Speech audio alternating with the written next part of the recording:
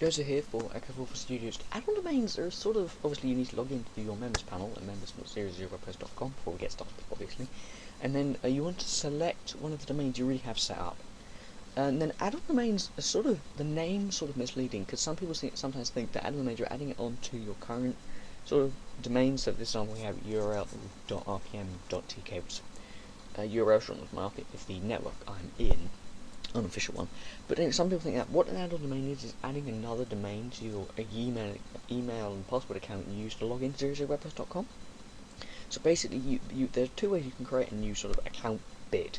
Is by going one is going by create new, the other one is by going click on domain. They both load up the same page. Once you click on them, for some reason this bit of the site is running extremely slow, which is going to become a problem in a little bit when we go to set one up. You get the same account setup page that you will have seen before if you've done create new up there, and it'll have, using this set form, you can set up a new account allowing you to set up unlimited domains. The nice thing is you can set up as many of these under the email and password you used to log in normally, which are over here. So for this example, we're going to do just a sort of test one, just to show. And the password I think has to be longer than 6 letters. So just going to put one in there, and you just. Obviously, you can use your own domain, which you already have to have purchased, which is a mistake some other people mistake, which obviously you can buy from GoDaddy, put it in there, and then change over the DNS settings.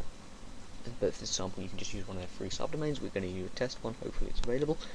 Click Setup, and this will go through the setup, which is, for some reason, it takes forever for this page to load. And I did it the other day to do this tutorial, and the page never actually, it just went, it kept not doing anything, which was very awkward.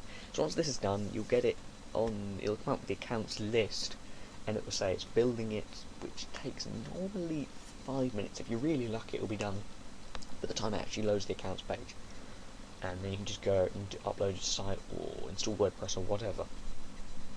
But this could take a while. So guys, I'm going to restart this video when this actually comes back.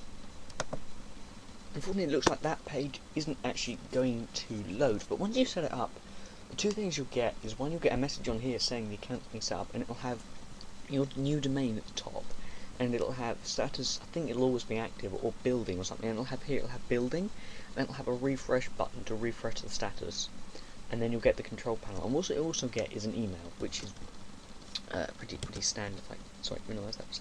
Open it up here. You'll get an email that look somewhat like this. It'll have your accounts ready, where it's been sent from, which is sent from a MySQL server for some reason of its own.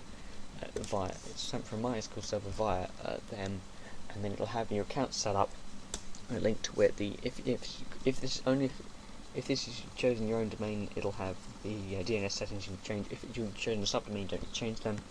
And it'll have a link to your website and links to the members panel login, and then general details will have the domain again, your email, the IP address, password, username, password. They don't actually show you the password. That's just nothing. It's not even linked to the password. It's just a default thing.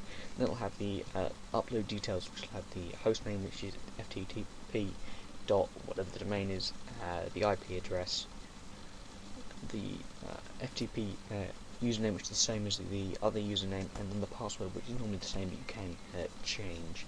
So once you get that, that will go through, it'll be set up, and then you can just enter them like you can enter them on here, because obviously this isn't going to load for me today, so I'm going to show it this way. So once it's done that, you can do whatever, you can install WordPress, and if you've used your own subdomain, the one thing you will notice, own domain at the top, one thing you will notice until you change the DNS settings, which this one's set up in a different way, you'll get your domain is not pointing to our servers. You need to change your DNS settings. So once you set that up, once you've changed that thing, it'll work perfectly well, and you have your new add-on domain as they call it. So guys, that's how to set up an add-on domain. You want to check out the rest of the tutorials in the 000webhost.com playlist, and subscribe if you want to be notified when there are new videos.